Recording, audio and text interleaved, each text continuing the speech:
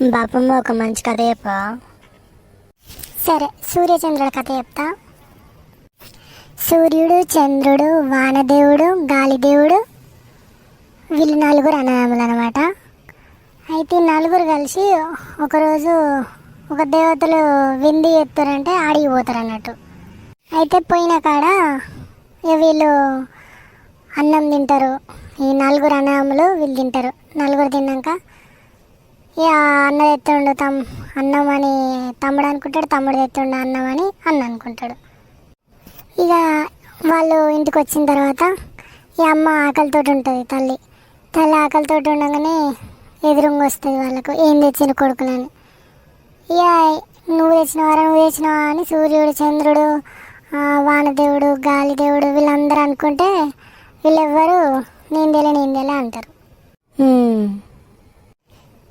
ఇక తల్లి అడుగుతుంది, ఏం తెచ్చిరు బిడ్డ నా కోసం, ఏం తెచ్చిరు, ఎవరేం తెచ్చిరు, నాకు ఆకలి అవుతుంది, దుఃఖంతో కొలుతుంది బిడ్డ. నలుగురు అట్టనే రాయి లెక్క నిలబడతారు, ఎవరు సపోర్ట్ చేయరు. అలా చంద్రుడు ఒక్కడే ఆయన అమ్మ ఇస్తారాకు రేపు అమ్మ ఇస్తారాకు తెత్తే నేను అన్నం పెడతా అంటాడు. సరే ఈయన తాడ ఏమో అన్నం ఇట్లా ఏం లేదు కదా ఎట్లా పెడతాడని తల్లి అనుకుంటుంది. కానీ పోయి తెత్తది ఇస్తారాకు, కొడుకు మీద ఉన్న నమ్మకంతో పోయి ఇస్తారా పెట్టగానే ఆయన ఒక్కడే, చంద్రుడు ఒక్కడే గోర్లే అంటే గోరు ఉంటుందిగా, గోర్లో దాచిపెట్టిన అన్నము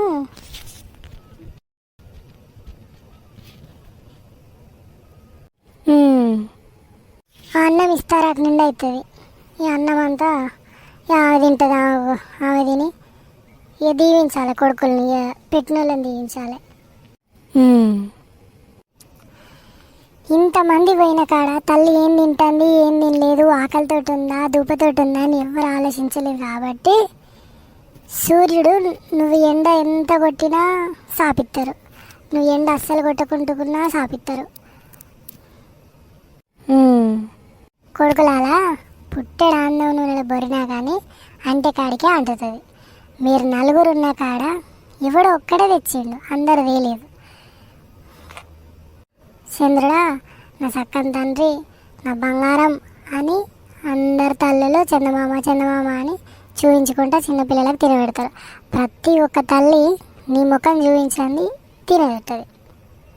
అడవిలో తవ్వ చూపిస్తావు, ఇళ్ళల్లో చల్లదనాన్ని ఇస్తావు, నువ్వు ఒక మార్గదర్శకంగా నిలబడతావు కొడుక అని చంద్రునికి దీవెనార్తి పెడుతుంది. వానదేవా నువ్వు కాలమైనా తిడతారు, కాలం కాకున్నా తిడతారు, వాన పడ్డా తిడతారు, వాన పడకున్నా తిడతారు, నీకు వేసేదే మన్ను పోసేదే రాయి, గుట్టలు ఎత్తిపోతారు కొడుక నీ మీద, నీకు శాపం లేదు తప్ప కానీ దీవెన లేనన్నాడు చందయ్య. అంతరాన ఆకాశం ఎత్తావు, గాలి సుడిగాలు లేచి గడ్డాలు గాలబెడతావు, కొట్టాలు గాలబెడతావు, ఒరలను గాలబెడతావు, అన్నిటిని గాలబెడతావు. అప్పుడు కూడా నీకు శాపం లేదు, దీవెన లేదు తప్ప కానీ నిన్ను మెచ్చుకునేటోళ్ళే ఉండరు కొడుక. అందుకొరకే నిండు పున్నం నాడు చంద్రుని మీద ఓ మర్రి చెట్టు కనబడి ఆ మర్రి చెట్టు కింద ముసలమ్మ కనబడుతుంది అని అంటారు. అవి ఏంటి అంటే మర్రి చెట్టు తండ్రి అని, ముసలమ్మ తల్లి అని, చంద్రునికి వాళ్ళిద్దరు తల్లిదండ్రులని అందరు చెప్పుకుంటారు. బాగుంది బాపమ్మ కథ. ఎక్కడికి పోయినా కానీ ఇంటికాడ తల్లిదండ్రులు ఉన్నారని ఓ పండు పొలమో ఏదన్నా పట్టుకురావాలి అవ్వయ్యకు. ఇంతసేపు పిల్లలకే కాదు పట్టుకొచ్చేది, తల్లిదండ్రులకు కూడా పట్టుకురావాలన్నది ఈ కథ యొక్క ఉద్దేశం.